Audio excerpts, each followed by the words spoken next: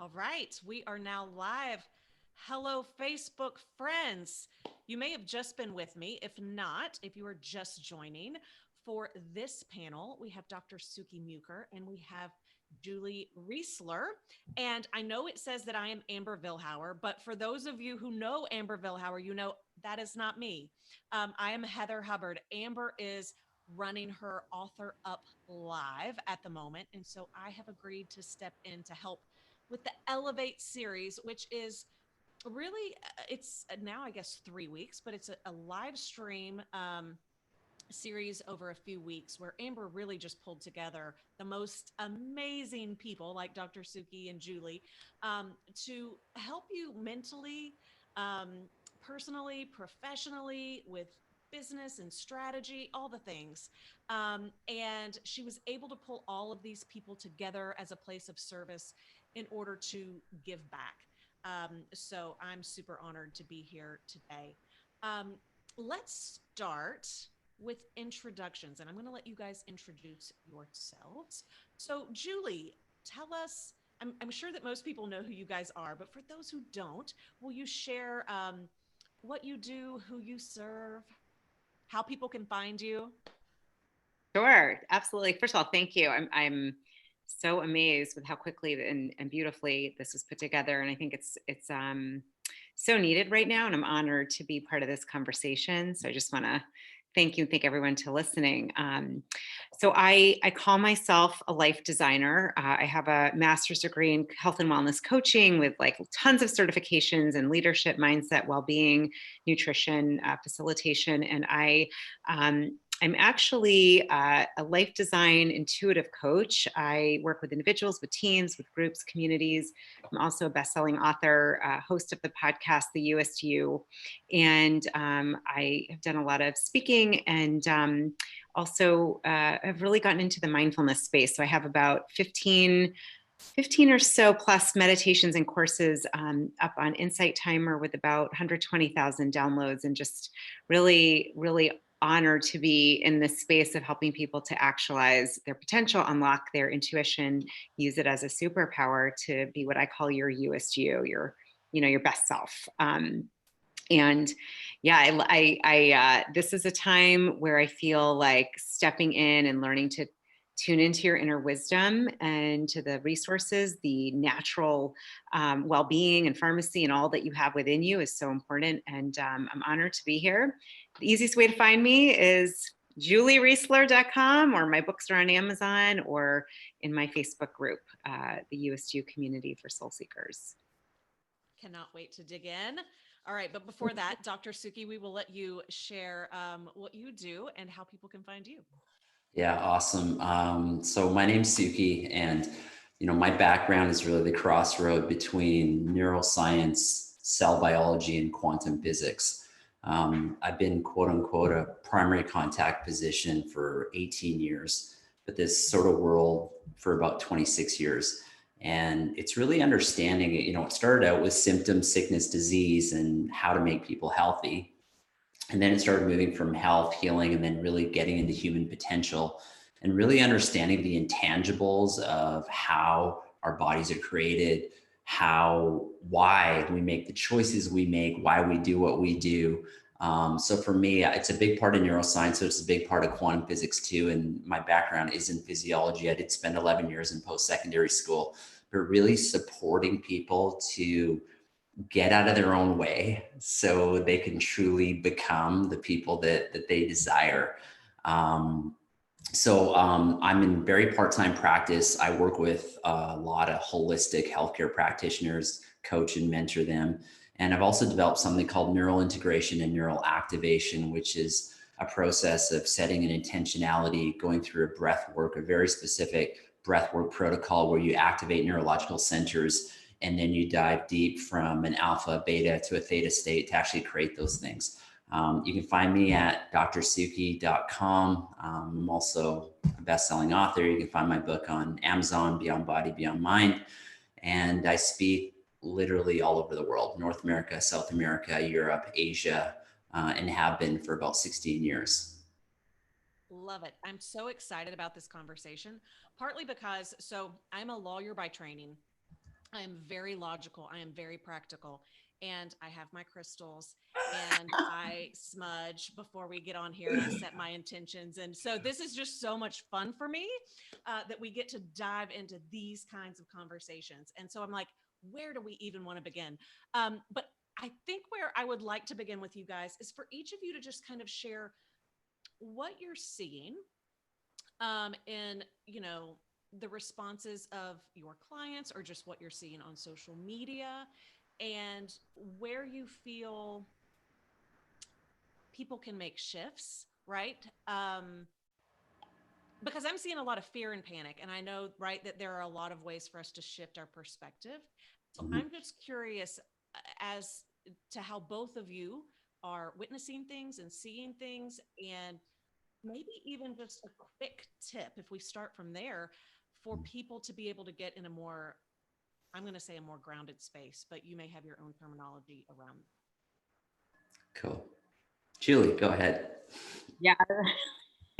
I'm excited to hear you, Dr. Sukhi.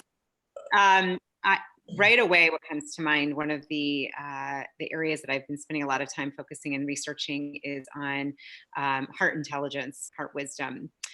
We are so conditioned for a long time, not just this period of time, but we're so conditioned to do life from our head, from a space of rationale and logic. And I really think one of the gifts and one of the calls to action that I'm getting from what's happening right now is we're really being, forced in a way to slow down and to, if you choose to take this time to do the inner work and to learn the gifts and the lessons, it can be a really big gift. It doesn't necessarily feel that way right now, but one of the things, the practices that I've been using myself for a long time, I've worked with and connected with some of the founders of Heart Math, Greg Braden, who does a lot with heart intelligence. What I've seen myself just in researching and studying it is that we actually have intelligence in our heart. We have over 40,000 sensory neurites of intelligence. It's different than our brain being a polar organ that is going to be,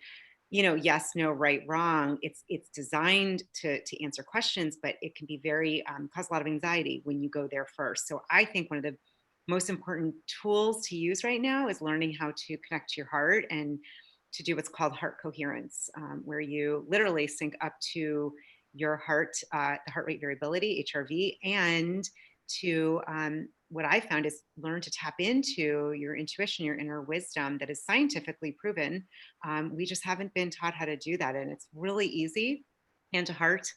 This is kind of the quick and dirty version, but in and out, for 6 breaths, breathing in and out of your heart. We can even do an exercise in a moment.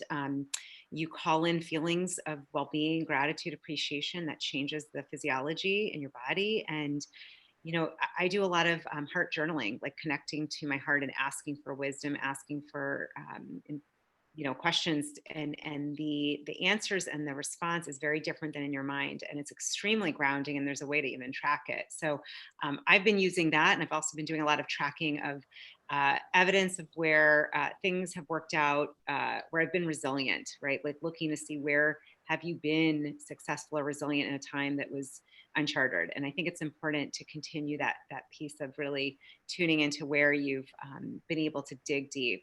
But to me, it's the most important time to really ground and tap into your inner wisdom. And it's, for many of us, it's new. And actually, often I've been leading groups every day, and people are like, oh my God, I didn't know I had that kind of wisdom within me. So that's very beautiful aspect about it. Well, I love that you said we can do an exercise because I was already hoping that you both could do a few because I think it would be so helpful for people. So I definitely think let's try to build that in. Dr. Sukhi, what are you seeing and thinking?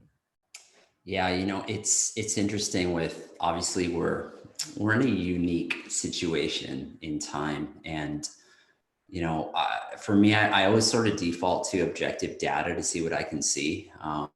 Obviously we have this thing going on, and is it a pandemic? Yes, it's a pandemic, but the pandemic is between people's ears and in their hearts of the fear of what's going to happen, because the numbers on the other side don't warrant a pandemic.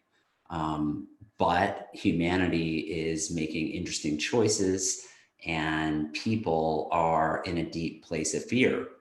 Now, here's the fascinating thing. So for me, in understanding neuroscience, typically, we haven't developed our prefrontal cortex, which allows us to actually make decisions and think whether something is right or wrong. That usually doesn't fully develop to about age 8 to 10. So the first decade of life, we're continually downloading. That's why we know, and I've worked with thousands, that any child that's had trauma in their life will spend a lot of their adult life working through those traumas. Now, as adults, it's kind of like what happens is it's like when we drive down that familiar road or highway where we're driving and we're like, oh my goodness, how did I arrive here already? And it's like 20, 25 minutes later and it feels like 2 minutes. What's happened there is your autonomic nervous system's taken over because it's a familiar path and your body coordinates, handles the steering wheel, accelerator, all in a certain synchronized fashion without your conscious awareness. The challenge with that is what I've learned is by the time people hit their late 20s, 99.9% of what we do is we're asleep at the wheel of our life and we're running old programs very similar to an old school record player or disc that has scratches, and we just keep playing the same verse over and over and over.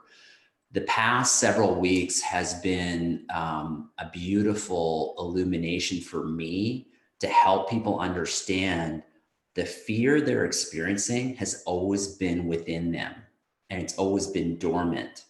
Now something from the outside has activated that neurological pattern. It's activated certain glands. It's moved them to fight or flight mode. So we got cortisol, adrenaline, epinephrine, norepinephrine, and try having a conversation with somebody when they're getting chased by a pack of wolves of, common sense and logic. So when I take a step back, it reminds me that the world needs a lot of healing and a lot of wholeness. And exactly what you said, I can see why we're paired together, Julie. A lot of what I do is I've been in the biohacking sphere. I started measuring heart rate variability before anybody knew what it was about 16 years ago. And so what happens is we move into an incoherent state, and all of a sudden our biology becomes a product of what our sense system sees out there. And a lot of people don't realize that 95% of what's happening in reality, our perception system, our nervous system can't see. So we're oblivious to 95% because we don't have the perceptual awareness to see what's there. So if we understand that what we see, smell, taste, touch, hear, and our intuition is only locked into 5%, if we can begin the journey of starting to activate more and more and more of that 95%, all of a sudden the veils start to come down and we start to tune into what's possible.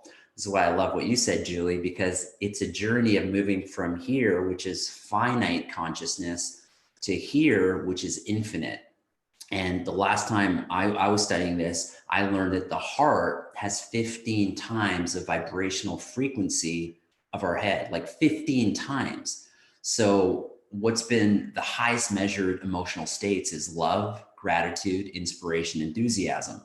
Gratitude and love being the highest. So when we start to live from a place of gratitude and love, it completely changes our atoms, our particles, our cells, our neurology, our perceptual system. We start to become aware of the programs we're running. And when we see that's a program, and I would say, you ever think you've arrived, go spend a weekend in a one bedroom home with your family. And if that doesn't work, make it a week. And then you'll know the patterns that are running. But the key is to separate yourself and your being and who you are, because, we are not our patterns. I am not my arm. I am not my left leg. I am a soul. I am a being. I'm this life force that flows through this intelligent vessel. And the more that I can see my thoughts, my behaviors as something separate from me, I can begin the process of aligning with who I authentically am and making choices and decisions from that place. That's a short version. Yeah. So I have a question for you, because for those, right, and this is for both of you, for people who are maybe watching and they maybe are hearing for the first time, maybe they're tapping into a little bit of awareness that they are in a state of panic, right? Because as we've just, I can't remember, you might have both mentioned this. When you were in a panicked place, right? When you were in a panicked state, I was actually giving an example the other day talking about my cat who, like, when you can't reason with someone who is, their brain is completely hijacked by fear. Mm. If someone is having some awareness of, maybe I am in that anxious place, I am in that panicking place, and I'm in that fearful place, how do I even drop it down a little? How do I drop it down enough to even get back into my heart, right? Like if you feel like your heart is so far away, right? Because you're like so panicked, so fearful, how do you just start to bring it back and drop into that place where you can even receive what you guys are fully talking about? Mm-hmm. Yeah. Julie, do you want to go first? Yeah, I'm like, I'm like, which one do I share? I mean, I think to me, the healing elixir is compassion, and exactly what Dr. Sukhi was saying, compassion and love and gratitude. And so you start with where you're at. I actually love the physicality of putting your hand on your heart. There is something, it is very healing where we place our, our attention goes to wherever our physicality, our touching is. So if you touch your heart, that can help, just literally breathing for those 6 seconds in and out. And if you start to do that, you're going to slow down your breathing. You're going to, it really can affect your stress response. And even if you just start there, and if it's hard to pick something that you're grateful for, what I always say, you just start with your heart. You're alive and you have a heart that's beating. So when in doubt, like, go to your heart. And, that can help. Another wonderful breath that I've used before, I learned this a long time ago, I think it was Dr. Andrew Weil, that there's so many different types of breathing, but it's the 4-7-8. It can really help with anxiety and panic. Number one is I like to stand with like chest open, because it's a posture you'll see human beings as well as animals. When you're standing like this, there's safety. So even on your back with that kind of open posture, and then going into that 4, inhale for 4, hold it for 7, out for 8. These are 2 like really quick things that you can do. Another thing, I think I don't love the term social isolation. I was just talking about this morning. We can reframe that to we're cocooning, or we're on retreat, or it's a new kind of connection. And I believe as human beings, we know this. We need community and connection. So connecting with someone you feel safe with, that you love, that can really beam you, that can really, like, literally hold an energy, a vibration, a space of compassion, of calm, and find those people. I would make a list. Who are the calm people in your life that are rooted and grounded, that can hold that space for you? I know I have that for myself, because I can't always be that for myself. There are times that I felt panicky or concerned. And so it's important to have those people. Those are just a couple things that I can think of right now. But I think there are a lot of other ways, and I would love to hear what other ideas are out there. Yeah, cool. Thank you, Julie. That's awesome. I'll tell you about a quick study. You're familiar with the Boston Marathon bombing a few years ago, and they did a study after the Boston Marathon bombing, and they compared the people who were present at the bombing versus other people who weren't in Boston but watched the bombing via CNN, social media, et cetera, et cetera, et cetera. And this is really powerful when it comes to cell biology, physics, and neuroscience, because what they actually found was that the people who were at the Boston Marathon experienced the bombing. It was traumatic. They began their journey, began healing, and went on with it. The people who were not there kept reliving it, because there's something unique about our nervous system where it doesn't know the difference between past, present, and future.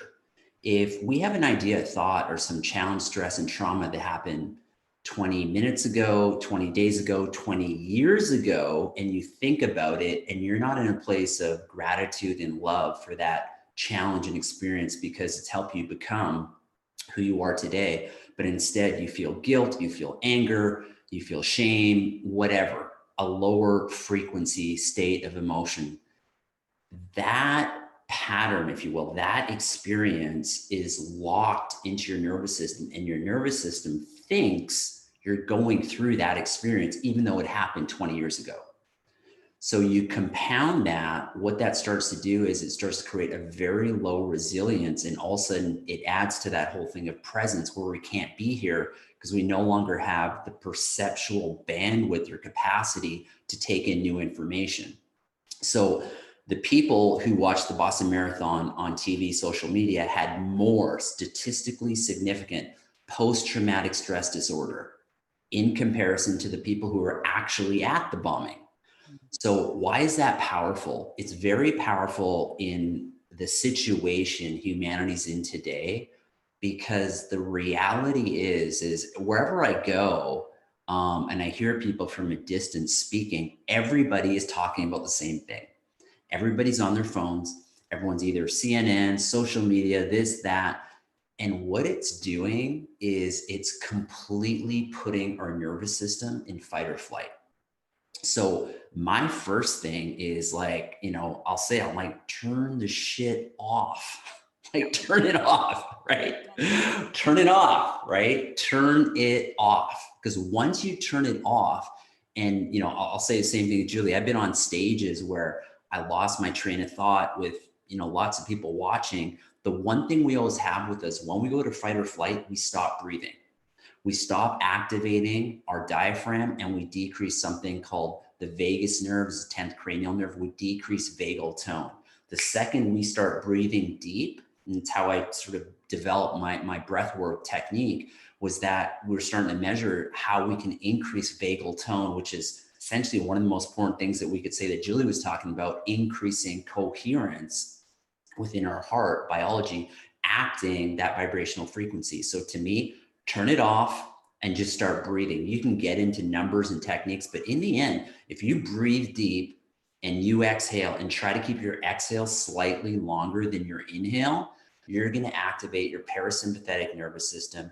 You're going to calm down, and you're going to feel a little bit more connected. But to me, it's like, that's the easiest, simplest thing that we can do. And those are two things, regardless of where you are, you can do. You don't need any expensive equipment, apparatus, or anything, but just start breathing. And then there's multiple things, spending time in nature, grounding out, pulling negative ions from the earth. I feel like that is one of the great things. We are a part of nature, and we're so disconnected to universal laws and principles that nature has to offer us. But just being in the vibrational frequency of these, I'm around a lot of trees where, they give us oxygen, they give us life force, and to be around them energetically allows us to move to a higher place of coherence, essentially pushing away that fight or flight response. So those are a handful of things. I'll have to say, so I'm in Nashville, Tennessee, and so everything is blooming, and, Mother Earth is not aware of what we've got going on, because she is blooming and beautiful, and as a reminder that everything is seasonal, we are still going. And so that has really helped me. Julie, I'm curious, would you like to lead us in something that can help everyone get grounded? Because I'm thinking there's probably people watching this right now, whether it's live or they come back and watch the replay, where this is probably something that can help them not only in the moment, but if they need to come back to it and keep watching it, right? When they need to get grounded again. I think if you're open to it, this would be a great opportunity to help everyone, not just hear what's being said, but actually experience it. Absolutely. Before I do, I want to just to second what Dr. Sukhi was saying. I'm actually going to ground myself and do a walk outside after this, because I haven't been out yet. And I love I'm so with you. It is like getting your feet on some earth makes all the difference. And also the piece about turning off the TV, like, I gotta tell you, I'm very sensitive, and I really can't watch a whole lot. I choose not to. There's ways to get your information if to know what's going on. I prefer the black and white words without pictures. So I just want to thank you for saying that, because I am with you. Like, it does not work for me to watch that. It's really, it affects my nervous system, and I'm sensitive enough where I can feel that. And not worth it. Not worth it. So yes, we can do this. We can do this actually pretty quickly. And what I love, like what everything we've been saying, it's natural. It's already within you. You have everything you need. So all you need to do, I just say, don't drive when you do this. If you're gonna close your eyes, obviously, don't do that. But just simply, getting comfortable where you're sitting, shoulders down. And if you like to close your eyes, you can. You don't have to. Totally up to you. And then I like to just, you can place one hand or both hands on your heart. So just connecting to your heart. And just noticing, perhaps you feel the beating, that connection, the life force that's moving in and out. I'm just feeling that connection right now to your heart, which has been beating on your behalf since day one, pumping out life force, vitality, love, compassion, energy. It has infinite intelligence operating for you at all times. And we're just going to tune in now. So imagine you are breathing in and out of your heart. We're going to inhale for 2, 3, 4, 5, 6, and exhale for 2, 3, 4, 5, 6. Just keep that beautiful, slow, deep breathing through your heart. Just knowing as you do so, you are recalibrating your body, your nervous system, all of you back to that frequency of well-being. And I'm going to invite you to really think of something, feel into something that you are so grateful for, that you appreciate, perhaps you even love. So a good feeling, not that you just think, but I want you to feel it. Your heart that you're grateful for. It could be for a pet, for yourself, family, anything. Image of nature. Just breathe in that gratitude, that peaceful, good feeling through your body as you're breathing in for 6 and out for 6.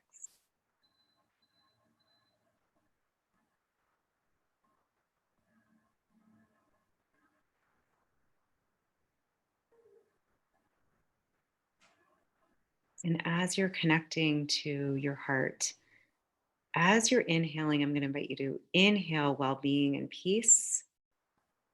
And then as you exhale, imagine this amazing energetic offering going out to every single human being on this planet, all living things. So you inhale well-being and peace for yourself, and then connecting to that web of life, that divine matrix, you exhale to every being. You might even say, may all beings be safe. May all beings be well. May all beings have compassion and know they're loved. Just take a few more minutes, a few more breaths to deeply connect to your heart. Syncing up your heart with that of the earth.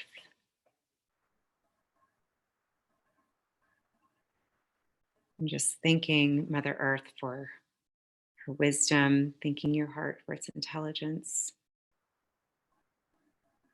You might even ask your heart for an intention, a word of wisdom, something that it can share with you right now around all that's going on. Your heart is so wise. Just ask him or her, dear heart, what wisdom do you have for me right now? What is an intention that I can focus on? Just breathe that in, knowing that you are safe, you are well, you are connected. And then slowly, when you feel ready, slowly coming back to the present moment, thanking your beautiful, strong, powerful heart, and then slowly opening your eyes when you feel ready. That was beautiful. Thank you so much. It's so interesting because I feel as though I'm grounded a lot of the time. But then when I do an exercise like that, I realize I need to be even more grounded. Yeah. So coming back to that, I've really doubled down on my meditation practices over the last 2 weeks, and I can really tell a difference when I don't spend that meaningful time disconnected from social media. I've actually been saying that we need to be practicing social distancing, not only with people, but mostly with social media and the news. So we are all three in agreement on that. Dr. Suki, a question for you. You brought up earlier that the fears that are coming up for us now aren't new, right? That we're just tapping into perhaps some older fears and trauma, and that this is a wonderful time Mhm. to maybe work through some of that stuff. So, do you have any recommendations or thoughts or anything that you would, maybe an exercise, anything that you would like to help people with so that they can start to do some of that healing, start to do some of that repair work? Hmm. Yeah. Um, I mean, yeah, there's so much. I mean, I can, one of the things I'll share is that, for me, I hit a challenging place in my life as a teenager, and I hit rock bottom when I was 18. So that was over just about 26, 27 years ago. So my journey has been both personal and professional. And so unique in that I spent, a solid decade and a half on a very, very deep healing, deep spiritual journey for myself, which eventually evolved into a passion of serving other people. Um, it's important to know that what happens is when we have a stimulus from the outside that invokes a biological state on the inside, it's simply pushing play on the verse on that disc, and that simply runs. So one of the big things is to really have the awareness that that's happening. So it's through awareness that we can create change. I have two young daughters, they're 7 and 4 years old, and we've somehow lost sight of our growth and our evolution as human beings to really understand that we're somehow supposed to live life in this padded room, not fall down, not be challenged, not have scars. And we're supposed to live this like gritty, responsible, independent life, if you will. So to me, the challenges in our life are not meant to hold us back. The challenges in our life are there to help us truly discover who we are, what we're made of, and what we can bring to the world. So the key word is discover. Discover. Stop covering up who you authentically are. When you stop covering up who you authentically are, I always say what starts to happen is there's a shift from what I call this persona.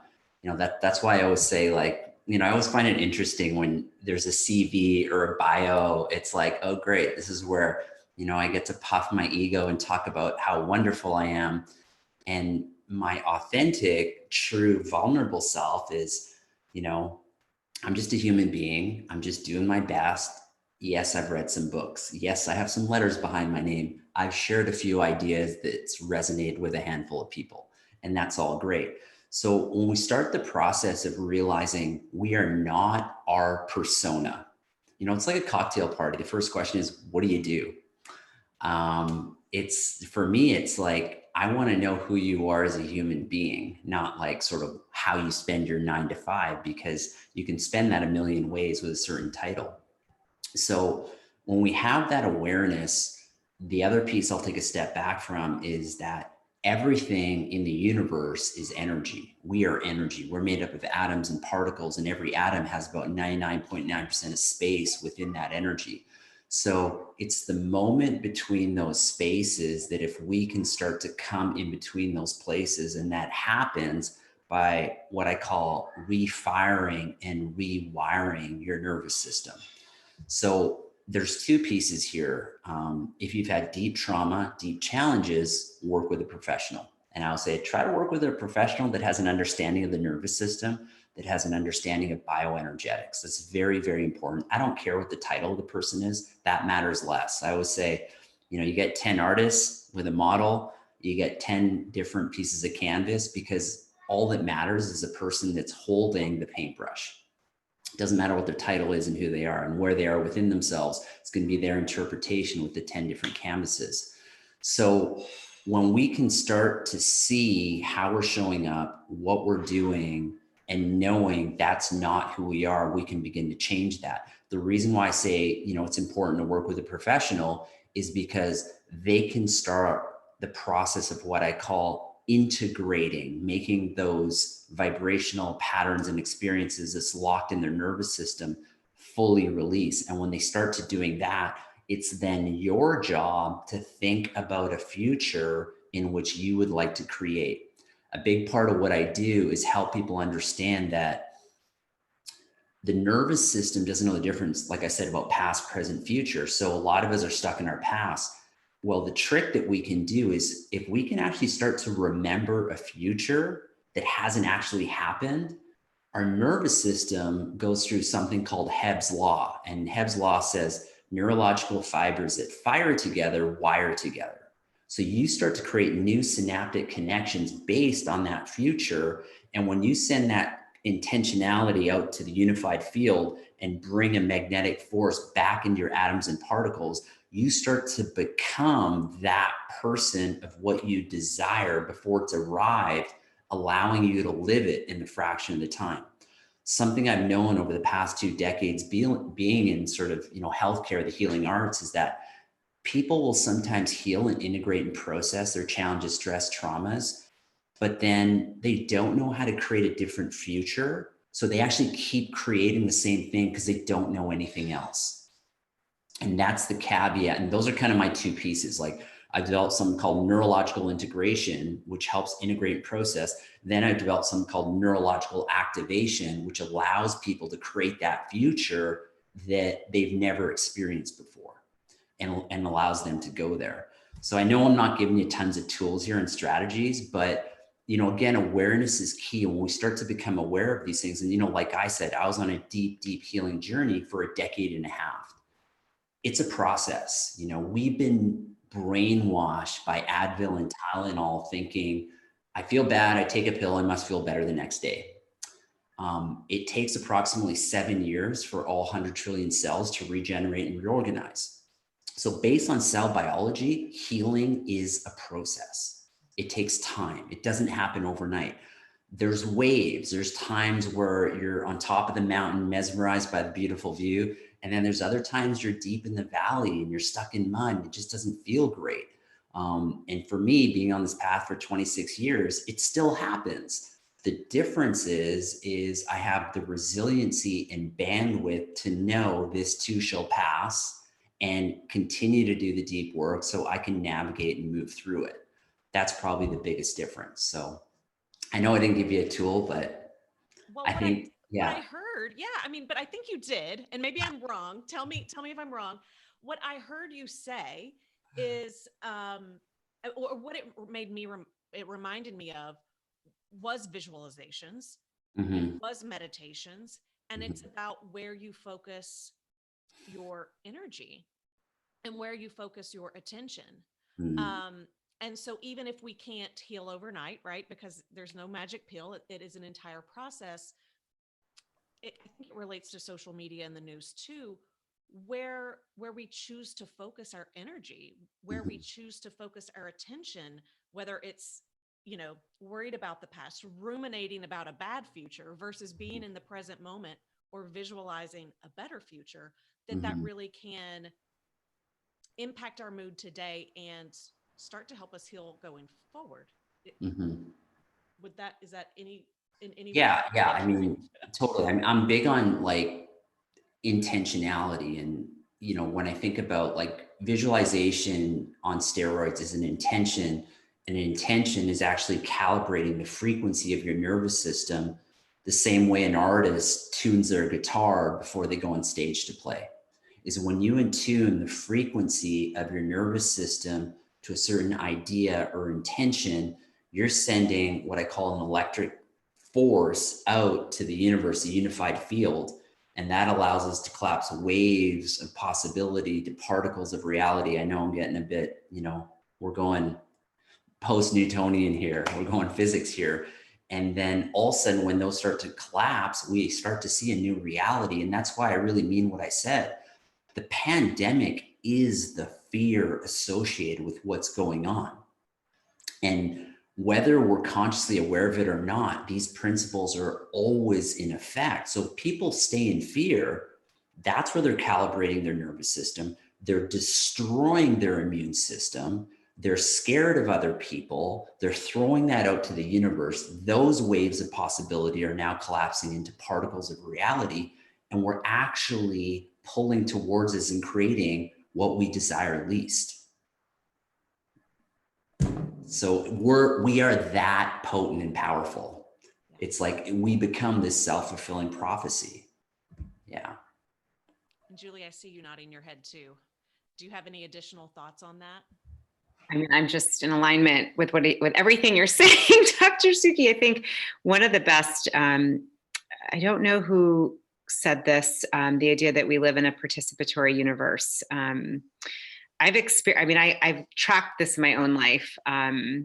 Similarly, did a lot of deep self-work because I started from in a space of low self-esteem, self-worth. I had struggled with food addiction really badly. And there was a moment of like, do I drive into a tree or do I get help? And that was thankfully almost 20 years ago. And I think I have seen this power of reshifting my entire life, all of it through a lot of breakdowns, health breakdown, leaving a cushy job to start my own business, divorce. I mean, like literally you want to talk about like how to go through breakdown, and, you know, I've done it and I've seen the power of this when you start to have that image of who you're moving into being and then holding that. What we focus on, we create. I believe that to my core, 100%. And I think I love this conversation because what I think we're really also coming back to is we've forgotten, or people have been asleep at the wheel and not realizing how flippin' powerful we are. I mean, we can change all of what's happening. I mean, I'm in the same camp. I believe everything on the outside is really a mirror of what's going on inside, all of it, everything. And the fact, there are infinite possible choices at all times. So, like right now, hopefully people watching are getting this message and saying, instead of being in fear, I think I'm going to choose something different. It doesn't happen overnight, but you can decide and choose. I'm going to focus on, for example, what might be the gift right now? What am I learning? How am I more resilient? If you start focusing on that every day, or simple, what I'm grateful for, seriously, like back to the basics, you're going to start what happens is it's law of attraction. It's literally, you're going to be surrounded by more to be grateful for, more gifts that you can see in yourself or in life. So I just take it on that whatever I'm literally giving my attention to and intention around is what's going to occur. Now, that doesn't mean, we're human. I have a range of emotions. And for me, the big thing was learning to not, use food and other things to cope with it. So I've learned how to really move through feelings and not be judgmental if it's a feeling I don't like or don't want. So if you have fear, I woke up the other morning, like probably many of us, I consider myself an empath. I'm pretty intuitive and I can feel people's energy. And I woke up and I could not breathe a couple days ago. And I was actually like, oh my God, do I have this? I don't know. I hadn't dealt with that yet. And I realized I'm really like tuning in, and I don't even watch TV. Okay. And I still picked up on it. And just, did some of what we did before with the heart breathing. And then also for me too, envisioning myself covered in healing light, and knowing that our bodies are intelligent and have a pharmacy beyond what we understand. So that really worked. It helped me. It didn't mean I didn't feel it. I think I went off on a tangent, but I'm hoping that kind of answered the question. No, absolutely. And I just looked at the time and I was like, oh my goodness, because this is I know. I'm like, I just so went rich and so good.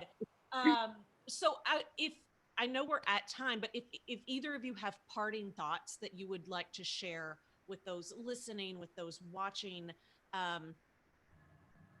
any parting thoughts, words of wisdom as we move forward through this? Julie, go ahead. All right. This is like blaring through. I just need to say what I'm hearing is turn off the TV and turn into yourself. Turn off the TV, turn off the external, get out in nature, get in alignment and connected to the natural well-being of nature and tune into yourself. Seriously, like call to action to start listening to yourself, listening to your heart, connecting to your best self, and hang out there for a while, and find people that can support you, each of us or others, whoever, but find a community, find a space. You're not alone, but go within and know you have literally everything you need, if not more. Cool. Yeah, I'll echo that and just remind everyone that you are the conscious creator of your reality. We create it. That's how the system was set up. And I'll invite you to take a step back and remind you that I look at all of humanity as a single organism and every single person like an individual cell. So take a step back and think, as an individual cell, how am I creating to the greater whole? How am I creating to that whole of what I'm thinking, what I'm saying, how I'm communicating, how I'm showing up, and what I'm doing? Am I cultivating something that's moving humanity in the direction forward? You have to make it bigger than yourself. It's not about you. It's about we're all in this together. And I'm sure, Julie, you have resources. I'm doing free Zoom calls. I actually have one starting in an hour, just to support people to get out of this elusive dream of fear and get them to come back home to who they authentically are, whatever it takes. And so for those of you watching, if you have found this to be super helpful and you would like to see more of this energy in the world right now, I highly encourage you to share this Facebook Live, start a watch party. We really need, this is what we need to be spreading, right? If you're going to be on social media, this is what we need to be spreading. So I highly encourage you to share this, start a watch party with your friends, ask people to watch it. I have found this to be super helpful. I don't know how I got so lucky to get to sit in for Amber on this particular panel, but it has been meaningful for me. And I know everyone listening and watching has felt the same thing. So thank you guys both so much for joining us, for showing up and giving of your time and your energy and serving. I know Amber appreciates it. I know I appreciate it. I know everyone watching appreciates it. So thank you so much. Thank you both. Great to meet you both. Have a beautiful day. Thank you so much. This was awesome. Appreciated.